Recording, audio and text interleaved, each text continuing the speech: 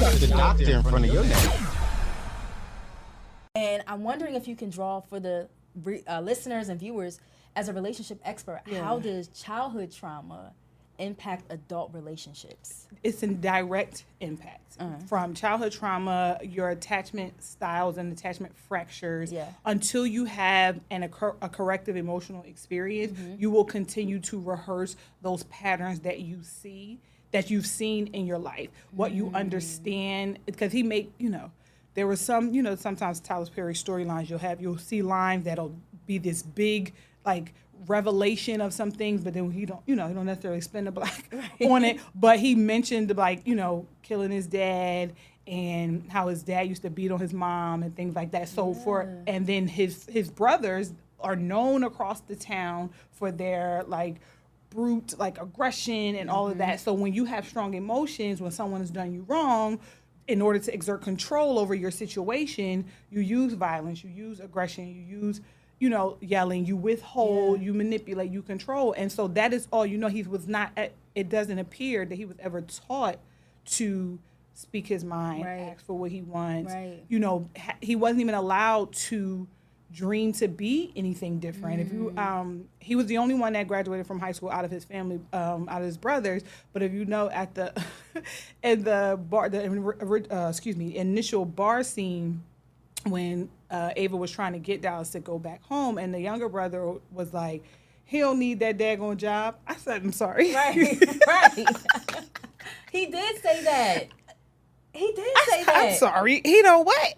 And so, and that's the Triggered. thing. If we look at that, like, we don't need that, because they're in their feelings. And then, like, with the mom, I don't need these clothes. We don't even need these caskets. Her feelings were hurt. Yeah. She was embarrassed. She was all those things. So now I'm going to act like I don't need you. I don't need nobody. We good. We all we got. Right. And so they've created this kind of vacuum where they are all they know, all they see, which means the thoughts, the beliefs, the hurts, the pains are echoed throughout the entire family. So pulling him out of that situation, placing him in Atlanta without ever being able to do the work to heal those wounds, he just continued the behavior in a new place. And what held a mirror to the fact, like, that this is not okay, is that Megan was raised different. And most time, that is when we begin to recognize that the way our family did things, the way life was for us, is probably may not have been the best, or may not be typical when we get to see other folks. And it was that mirror to one another. You have, like, a seemingly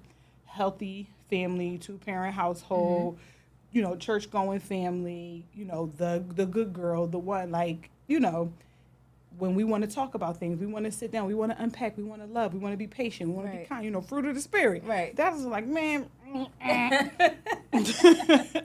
You brought up, like, a point, though, because, like, he basically, like, you took him from this broken environment, moved him to Atlanta. I heard everybody saying, like, well, when I move to Atlanta, everything's going to be okay, da-da-da-da.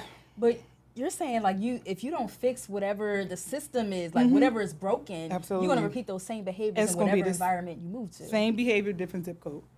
Every single time. My mom used to say, God rest her soul, wherever you go, there you are. Oh. And so. That was a word. Okay, go ahead, Mama. We love you.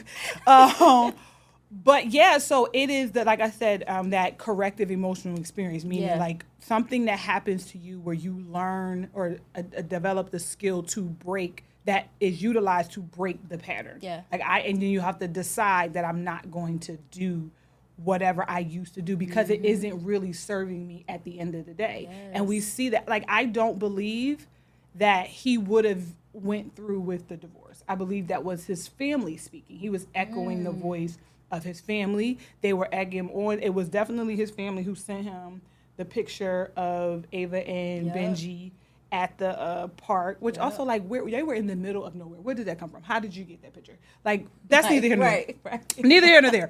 But that, and then on the phone they were like, "You getting that divorce, right? You get, like," and so in this family, you do what you're told, and there's a hierarchical structure. The oldest brother, he died. You remember the next oldest said, "I'm the older brother now, so you do what I say." And so whatever that is, whether good or bad, you're going to follow suit, regardless of what you think and feel.